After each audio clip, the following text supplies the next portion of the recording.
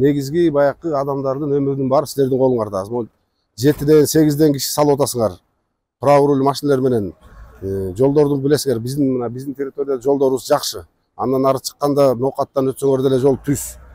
Берки ашууга чейин ошонун ылдамдыкты сактааны, жанакы карама каршы тилкеге чыккан боюнча ошону болбой эле силер менен сүйлөшүп эле болбой эле ошо биз аракетибизге карабастан жол кырсыктары болуп атат, көрүп атасыздар. Мына көчө мурда күнү эле дагы бир токтоп турган машинанын түнчүндө келип сүзүп атат.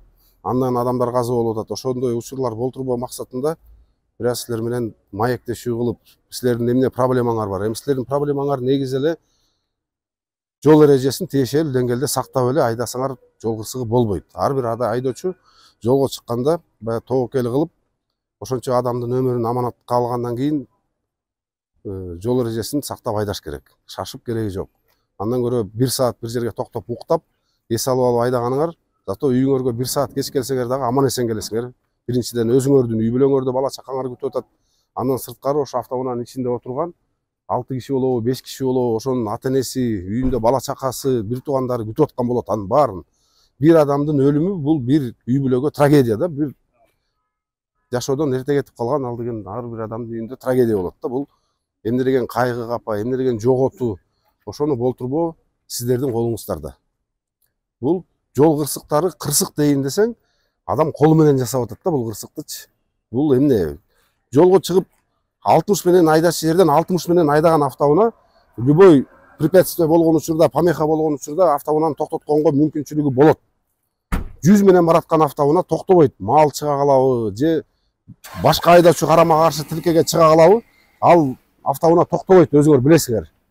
Тем более жанакындай салмак менен, мына бул машиналардын салмагы менен ичинде 15-16 адам бараткан автоунаанын салмагы менен андай скоросттан машинаны токтотуш мүмкүнчүлүк болбойт. Ичинде азыр 17 киши бар атат. Тапчанга жатып алып. Эгер могу микроавтобус жолдон бир жол кырсыгына учураса, мунун ичинен адам түйүлүп алганга шарт жок. Сен отасың ба? Чыга албайсың бул машинадан.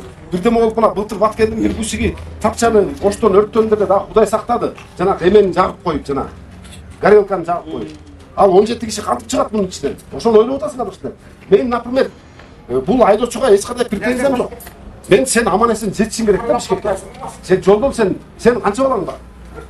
6 балам бар. 6 балаң бар. Мына көрүп атасың, бир авариядан 8 адам өлүп калып атат. Сен балдарыңа керексиңби? Силерден сураныш ар бирөөңөр баягы өзүңөрдүн өмүрүңөр, адамдардын өмүрүн ошону сактаганга аракет кылыш керек да. Баягы бизди жаман көрүп кереги жок. Биз үчүн жол эрежесин сактабай эле койгула. Өзүңөрдүн өмүрүңөр, анан жүргүнчүлөрдүн өмүрүн ойлошуңар керек да. Ойлоп барат, айдап баратканда артты ойлош керек. Артында 7 киши отурат. Ошо 7 кишинин 2ден баласы болсо эле үйүндө 14 бала күтүп атат деп ойлош керек да. Ар бир адам ойлонуп айдаш керек. Ошондо коркуп айдаган айдоочу жол кырсыгына учурабайт. Коркпой айдаган айдоочу уже ал өзүнүн өмүрүн дагы тобокелге алып келет.